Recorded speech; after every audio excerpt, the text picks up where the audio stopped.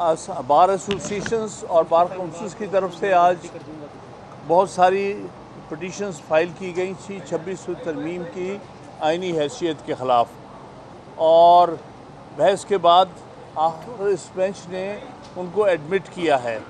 लेकिन सबसे अहम स्टेप जो था इस बारे में वो ये था कि हम चाहते हैं कि ये सारी पिटीशंस जो हैं फुल कोर्ट के सामने लगें, क्योंकि इससे पहले जो भी नज़ीर है हमारा प्रेसिडेंट है, चाहे वो 18वीं तरमीम थी या वो 21वीं तरमीम थी, दोनों फुल कोर्ट ने सुन के डिसाइड की थी 2010 और 2015 में। ये बात उनको हमने कही है कि आप इसको फुल कोर्ट के लिए चीफ जस्टिस को भेजें। उन्होंने ये हमारी एप्लीकेशन फुल कोर्ट बनाने के लिए एडमिट की है, उस पर नोटिस जारी किया है। इसी तरह हमारी एप्लीकेशन थी कि ये केस जो है लाइव स्ट्रीमिंग हो, यानी ये ओपन हो पब्लिकली, जैसे पहले कुछ केसेस में जो कार्रवाई अदालत की है वो सारे टीवी नेटवर्क पे दिखाई जाती थी। हमारा यही मुतालबा है कि इसकी इतनी ज़्यादा अहमियत है इस केस की, क्योंकि 26वीं तरमीम एक आइन पर बहुत बड़ा डाका मारा गया है और उससे कोशिश की गई है आज़ाद अदलिया को तबाह बर्बाद करने की। इसलिए ये हमारा कौमी फरीज़ा है कि हम इस 26वीं तरमीम को ख़त्म करें, ताकि एक दफ़ा फिर आइन अपनी असली शक्ल में वापस आए और इसी तरह जो अदालतें हैं वो आज़ाद हों और आज़ादी से अपने फ़ैसले कर सकें।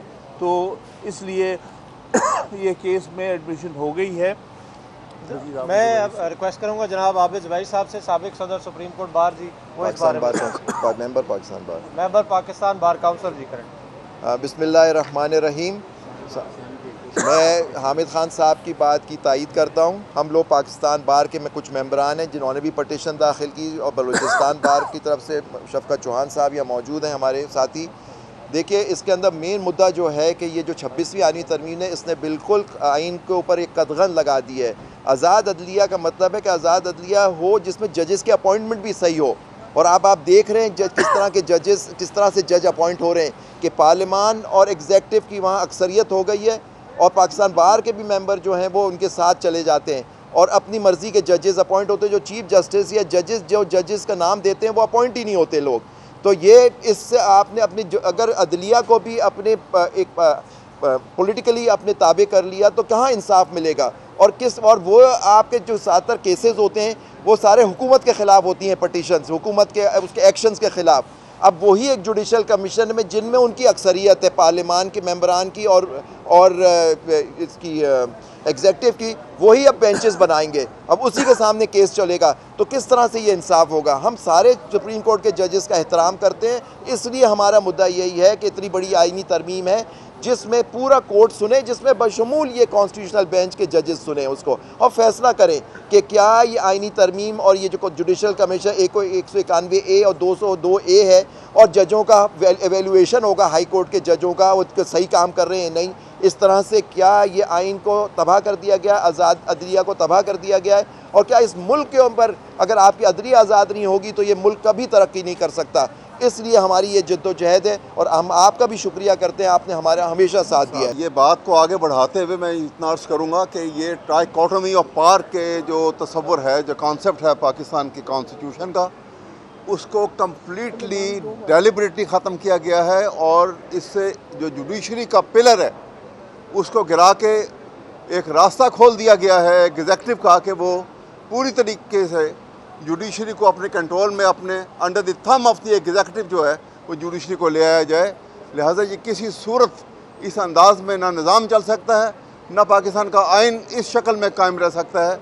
असल हालत में आइन को लाने के लिए, कायम रखने के लिए ये सारी जो पटिशन्स हैं, और ये इतना अहम इशू है कि ये कोई और जो है इसके less than the full court of supreme court जो है वो इसको सुने और इसके ऊपर एक भरपूर डिटेल जजमेंट आए ताकि ये इशू रिजॉल्व हो, क्योंकि निज़ाम हुकूमत का चल नहीं सकता इस तरीके से।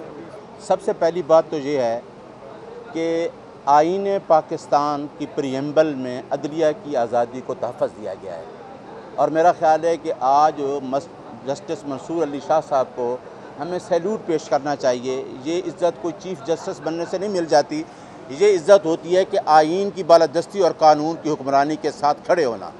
आज उनके पास जो पटिशन लगी थी, उन्होंने ठीक कहा है कि एक एग्जेक्टिव आर्डर क्या जुडिशियल आर्डर को सेटिसाइड कर सकता है, और 26th अमेंडमेंट में जिस तरीके से अदलिया की आज़ादी को अंडरमाइन किया गया था, ये उसके बारे में एक कॉन्स्टिट्यूशनल पटिशन के क्वेश्चन के बारे में डिस्कस हो रहा था। तो आज के आर्डर से फुल कोर्ट बनाना और उसको देखना फुल कोर्ट के ज़िम्मे कर दिया है, और उसका जो आर्डर था जो नज़र अब्बास के ख़िलाफ़, उसको विद्रा करना बिल्कुल ठीक है। अब फुल कोर्ट देखेगी कि जो एक कमेटी बनाएगी, क्या एग्जेक्टिव कमेटी जुडिशियल आर्डर को सेटिसाइड कर सकती है। इस पे एपेक्स कोर्ट की जजमेंट्स ऑलरेडी मौजूद हैं कि एग्जेक्टिव आर्डर के ज़रिए जुडिशियल आर्डर को सेटिसाइड नहीं किया जा सकता। लिहाजा हम इस अमेंडमेंट, वो अमेंडमेंट जिसके लिए हम कहते हैं कि हाउस भी कंप्लीट नहीं था, जिस तरीके से हाउस को कंप्लीट किया गया, जिस तरीके से वहाँ एक सेनेट, KPK की सेनेट भी मौजूद नहीं थी। जब हम 26th अमेंडमेंट को नहीं मानते तो उसके बाद जो अमेंडमेंट की गई, उस असेंबली को कोई नहीं मार रहा, उस हाउस को कोई नहीं मार रहा, उसके तहत जो 26th अमेंडमेंट की गई और जिस बेंच में आज मार की गई है, क्या वो बेंच उसका बेनिफिशरी नहीं है। इसलिए हमारा मुतालबा, हमारे सुप्रीम कोर्ट के बार के सेक्रेटरी साहब मौजूद हैं, हमारी तमाम इर्रिस्पेक्टिव ऑफ एनी पार्टी तमाम वकला की पटिशन ये हैं कि इस पे फुल कोर्ट बनाया जाए। फुल कोर्ट ही देखेगी कि ये आइनी क्वेश्चन है कि आया 26th अमेंडमेंट है, क्या वो आइन के बुनियादी ढांचे, हम कहते हैं बेसिक स्ट्रक्चर के ख़िलाफ़ है। लिहाजा इसके लिए फुल कोर्ट बनाई जाना बिल्कुल ठीक है, और यही फुल कोर्ट देखेगी कि आया जिसने एग्जेक्टिव कमेटी ने नोटिस दिया है, इसको कंटेम्प्ट के नोटिस जारी होने चाहिए या नहीं। क्या आपके इल्म है 26वीं आइनी तरमीम को हमने चैलेंज कर रखा था, मैं ख़ुद एक पटिशनर था उसमें, अलॉन्ग विद सरदार अख्तर मेंगल साहब, फहमीदा मिर्ज़ा साहिबा, मोहसिन दावड़ साहब, और वो आज आइनी बेंच के सामने लगी हमारी पिटिशन, और वहाँ पर हमने यही इस्तदा रखी कि सबसे पहले ये फ़ैसला किया जाए कि क्या मौजूदा आइनी बेंच इस पिटिशन को सुनने की जुरिस्डिक्शन भी रखता है। अगर वो ये फ़ैसला करते हैं कि वो इस पिटिशन को सुनेंगे, तो क्या उनका ये फ़ैसला आइन और कानून के मुताबिक होगा।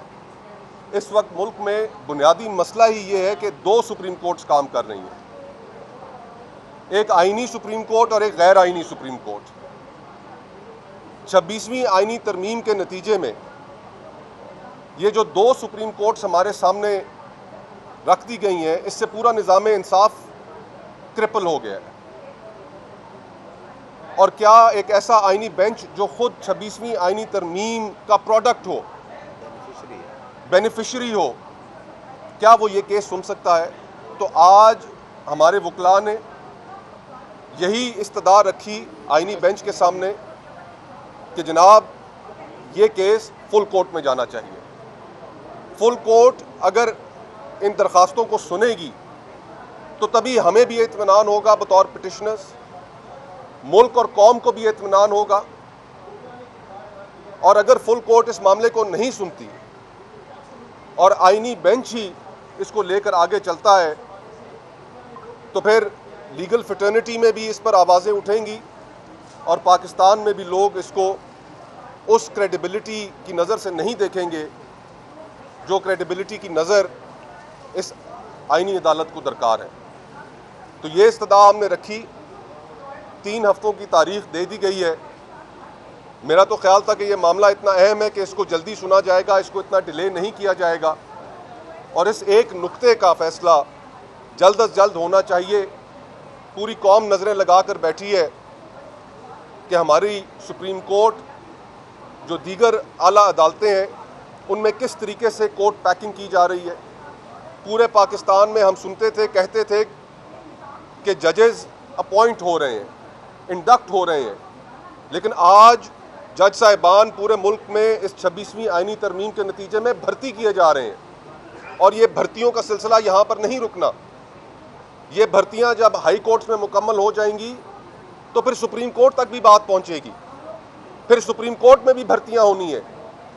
तो इससे पहले कि पूरे का पूरा निज़ाम इंसाफ बैठ जाए, इस निज़ाम इंसाफ के ऊपर से लोगों का एतमाद उठ जाए, एनाकी की तरफ बढ़ते हुए इस मुल्क को अगर रोकना है, माशरे को अगर रोकना है, तो जल्द अज जल्द फुल कोर्ट बैठे और इस मामले का फैसला करे कि क्या 26वीं आईनी तरमीम आइन और कानून के दायरे में रहकर की गई, क्या पार्लियामेंट का वजूद मुकम्मल था, खैबर पख्तूनख्वा को उसके हक से महरूम नहीं किया गया, क्या मेंबरान के ऊपर प्रेशर डालकर उनसे वोट नहीं लिए गए। ये जितनी जल्दी ये चीज़ें तय हो जाएंगी, उतनी जल्दी हम मुल्क को स्टेबिलिटी की तरफ लेके जा सकेंगे। अगर ये ऐवान, अगर ये पार्लियामेंट लोगों की नुमाइंदा पार्लियामेंट होती तो उसके किए गए फैसले सर आंखों पर, जो पार्लियामेंट फॉर्म 47 के ज़रिए इस मुल्क के ऊपर ठोंसी गई हो, उसको हम कैसे नुमाइंदा पार्लियामेंट तस्लीम कर लें। वो पार्लियामेंट जिसका वजूद मुकम्मल ना हो, खैबर पख्तूनख्वा को अपनी नुमाइंदगी से उस आइनी तरमीम के लिए वोट डालने के हक से महरूम रखा गया, जिस तरीके से लोगों से वोट्स ली गई, फिर रिजर्व सीट्स का फुल कोर्ट का फैसला अभी तक उसके ऊपर अमल दरामद नहीं हुआ, हम इस पार्लियामेंट को कैसे नुमाइंदा पार्लियामेंट तस्लीम कर लें। अगर ये पार्लियामेंट नुमाइंदा पार्लियामेंट होती तो हम ज़रूर तस्लीम करते। बिलावल भुट्टो साहब की बात बिल्कुल ठीक थी, लेकिन आज अफसोस के साथ कहना ये पड़ता है कि इस मुल्क का बच्चा बच्चा जानता है कि ये पार्लियामेंट नुमाइंदा पार्लियामेंट नहीं है, ये पार्लियामेंट लोगों के ऊपर मुसल्लत की गई पार्लियामेंट है और इसकी किए गई तरमीम या कानून साजी इसकी कोई इखलाकी है। 26वीं आइनी तरमीम में ये बात भी तय कर दी गई, टू आवर अटर सरप्राइज, कि जब तक नया इलेक्शन कमिश्नर तैनात नहीं होता तो पुराने ही चलेंगे। अब जो इलेक्शंस कराए गए, जिस तरीके से इलेक्शंस कराए गए, वो इलेक्शंस ये पाकिस्तान की तारीख के मुतनाज़ा तरीन इलेक्शंस हैं। देखें, 2018 के इलेक्शन भी फेयर इलेक्शन नहीं थे, उन इलेक्शंस में भी आरटीएस को फेल करना पड़ा, लेकिन ये 2024 के इलेक्शन 2018 से भी बदतर इलेक्शंस थे। हमने अगर इस मुल्क के निज़ाम को ठीक करना है तो जो सिविलियन स्पेस हम सीड कर चुके हैं, ये जो हाइब्रिड का नाम हमारे सामने आ गया, हाइब्रिड प्लस का निज़ाम सामने आ गया, इसने पूरे मुल्क की गवर्नेंस को क्रिपल कर दिया है। आज बलूचिस्तान और खैबर पख्तूनख्वा, वहाँ पर हालात ठीक नहीं है, बाकी पूरा मुल्क आपका पॉलिटिकल क्राइसिस का शिकार है। इन चीज़ों को ठीक करने का सिर्फ एक वाहिद तरीका है। वो कहते हैं ना कि कॉम्प्लेक्स प्रॉब्लम्स की सिंपल सॉल्यूशंस हुआ करती हैं, और सबसे सिंपल सॉल्यूशन पाकिस्तान को ठीक करने की ये है कि आप लोगों को फैसला करने दें कि वो किसको हुक्मरान चुनते हैं। ये बंद कमरों में बैठकर फैसले करके लोगों के ऊपर थोपना बंद करें। यही एक सिंपल सॉल्यूशन है कि लोगों की वोट, उनकी राय को एहतराम दें। ये इस मुल्क की सिंपल सॉल्यूशन है और इसी तरफ हमें बढ़ना चाहिए। झगड़े बढ़ते हुए नज़र आ रहे हैं, झगड़े ख़त्म तो नहीं हो रहे। जिस जगह पर हम सब खड़े हैं, इसी का हाल आप देख लें कि पिछले 2-3 सालों से सुप्रीम कोर्ट क्या तस्वुर पेश कर रही है लोगों के सामने। आज भी सुप्रीम कोर्ट आप कवर करते हैं, यहाँ पर मौजूद होते हैं, क्या आज एक तकसीम शुदा सुप्रीम कोर्ट आपके सामने मौजूद नहीं है? जब इंसाफ के इदारे तकसीम हो जाएंगे तो हम उनसे इंसाफ की कैसे तवक्को करेंगे? तो इन झगड़ों को ख़त्म करने का एक वाहिद तरीका ये है, सुप्रीम कोर्ट के अंदर झगड़े ख़त्म करने का भी तरीका ये है कि फुल कोर्ट बनाई जाए और फुल कोर्ट इस मामले को सुने और फिर वो जो भी फैसला करे, चाहे वो फिर हमारे खिलाफ आए, हमें काबिल कबूल होगा। इसलिए काबिल कबूल होगा कि हमने चीज़ों को कहीं ना कहीं पर ख़त्म भी करना है। अगर आज मैं खड़े होकर ये कहता हूँ कि जी फुल कोर्ट का फैसला भी अगर मेरे खिलाफ आया तो मैं नहीं मानूंगा, ये कोई बात नहीं। फिर हम सबको मानना पड़ेगा, चाहे वो हमारे खिलाफ आए या हमारे हक में आए, लेकिन फैसला फुल कोर्ट करे। मुझे तो एक और भी खदशा है कि जो कोर्ट पैकिंग पूरे मुल्क में हो रही है, इधर से शायद फैसला आ जाए। विशफुल थिंकिंग है मेरी कि चले फुल कोर्ट बनाते हैं, फैसला सुन लेते हैं, फुल कोर्ट आपकी बात मान लेते हैं, फिर कहीं ऐसा ना हो कि 12 जज यहाँ पर नए भर्ती कर लें और वो 12 जज फिर उसी फुल कोर्ट का हिस्सा हो। मुझे तो ये खदशा है। तो अगर हमने इस मुल्क को अनाकी से बचाना है, पॉलिटिकल क्राइसिस को समेटना है, तो फिर चीज़ें कुछ असूलों के मुताबिक करनी पड़ेंगी।